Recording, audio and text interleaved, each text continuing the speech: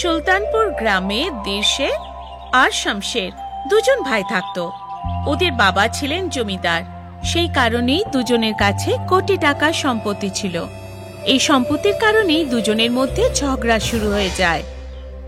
দিলশেরের স্ত্রী ছিল স্বভাবে ভীষণ কঠোর। দিলশের সবসময় তার স্ত্রীর কথা শুনে সবসময় তাকে খুশি রাখার চেষ্টা করত। দিলশেরের দুটো সন্তান ছিল, যার মধ্যে 7 বছর বয়সের একটা ছেলে আর 5 বছর বয়সের একটা মেয়ে। দিলশেরের ছোট ভাই শমশের সহজ সরল স্বভাবের আর দাদার আজ্ঞাকারী ছিল। শমশেরের এখনো বিয়ে হয়নি। এরই সুযোগ নিয়ে দিলশেরের স্ত্রী শমশেরকে পথ থেকে সরিয়ে তার সম্পত্তিতে ভাগ বসাতে চাইছিল।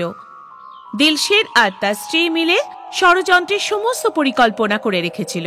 সেই জন্য দিলশের গ্রামের বাইরে একজন জাদুকরের সাথে দেখা করতে গেল।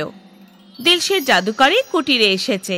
এখানে জাদুর সমস্ত জিনিসপত্র যেমন মাথার খুলি আর কালো কাপড় রাখা ছিল, আর আগুন জ্বলছিল। সামরি খুশি হয়েছে, তুমি তোমার ভাইকে তোমার পথ থেকে সরাতে এসেছো। জাদুকর সামরি, তুমি তো সবই জানো। হ্যাঁ, আমি সবই জানি। তুমি তোমার ভাইকে মেরে তার সমস্ত সম্পত্তি হাতাতে চাও। সামরি, ও হলো আমার সৎ ভাই, তাই ওর প্রতি আমার কোনো দয়া মায়া নেই। বলো, আমার কাছে কি চাও?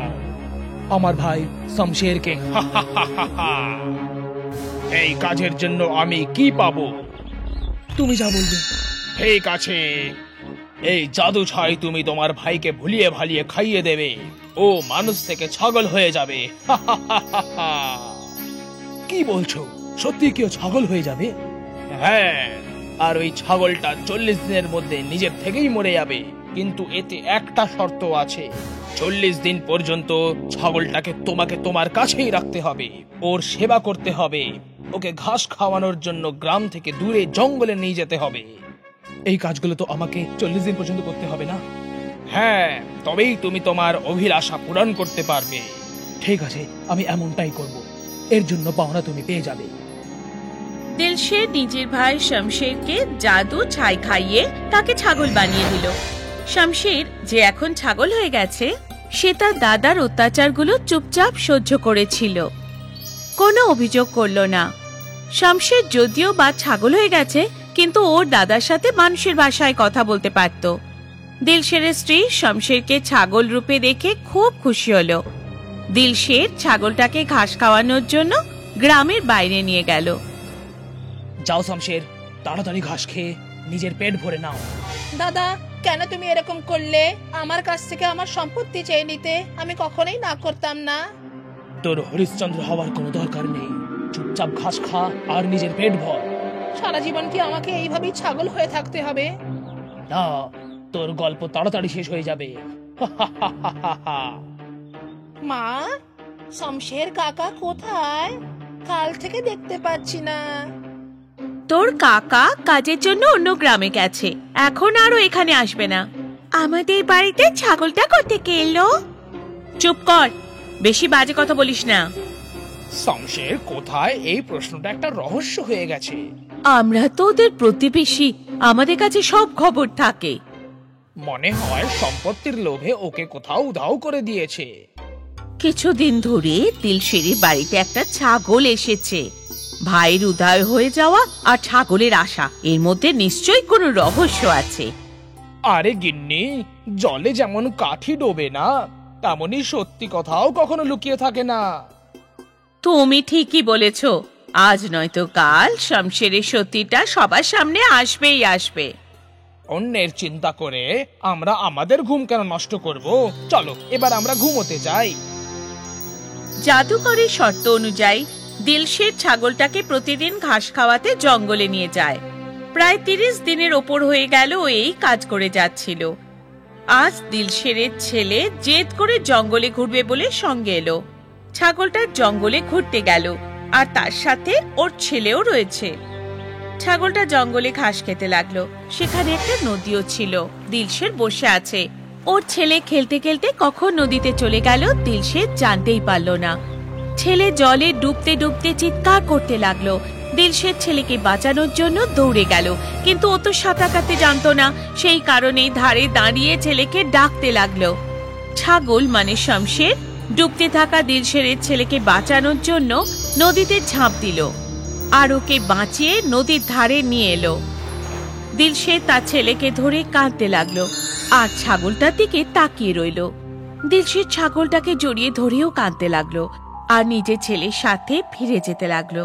দিলশের ছাগল আর তার ছেলের সাথে ঘন জঙ্গল দিয়ে ফিরতে লাগলো। জঙ্গলের পথে ওরা গর্জনরত সিংহ দেখতে পেল, যা দেখে দিলশের ঘেমে নিয়ে গেল। সিংহ বাবা, তুমি আমাকে বাঁচাও। এবার আমরা কি করব বাবা?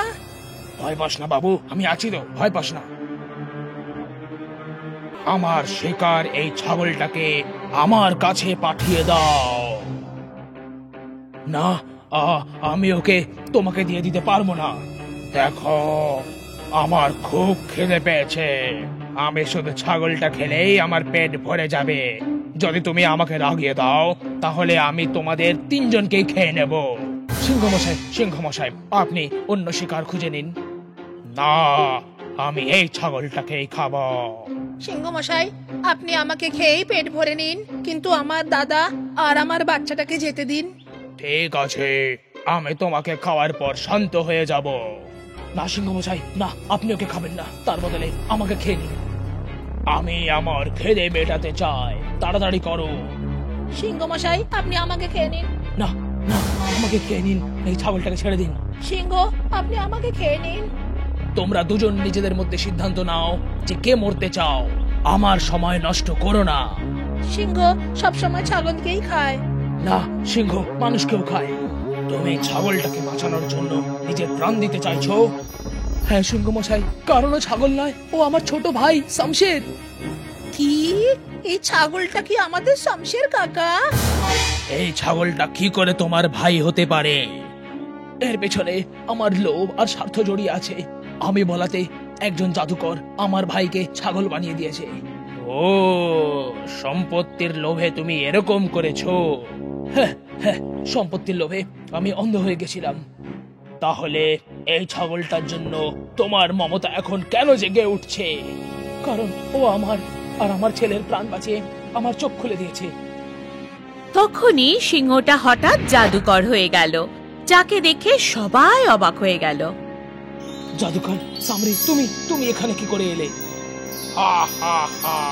আমি তোমাকে পরীক্ষা করতে এসেছিলাম আর তুমি এই পরীক্ষায় পাস হয়ে গেছো। তোমার ভেতরে শয়তান এখন মরে গেছে। হ্যাঁ জাদুকর, আমার ভেতরে টাকার লোভ, ভাইয়ের সাথে শত্রুতা এসব শেষ হয়ে গেছে। তুমি আমার ভাইকে ফিরিয়ে দাও। কিন্তু তোমার লোভী স্ত্রী, ওকে আমি বুঝিয়ে দেবো। দয়া করে ওকে ছাগল থেকে মানুষ বানিয়ে দাও। এই বলে দিলশের হাত জোড় করলো আর আবেগী হয়ে পড়লো। হ্যাঁ জাদুকর কাকু, আমার কাকাকে ফিরিয়ে দাও। ঠিক আছে, আমি এই ছাগলটাকে আবার মানুষ রূপে ফিরিয়ে দিচ্ছি। এই বলে জাদুকর একটা মন্ত্র পড়ল আর নিজের হাতটা ছাগলের ওপর ঘোরালো। জাদুকরের হাত থেকে আলো বের হলো আর ছাগলটা আবার মানুষ মানে শমশের হয়ে গেল। দিলশের আর ছেলে খুব খুশি হলো। দিলশের শমশেরকে গলা জড়িয়ে কাঁদতে লাগলো। ভাই, আমায় ক্ষমা করে দে।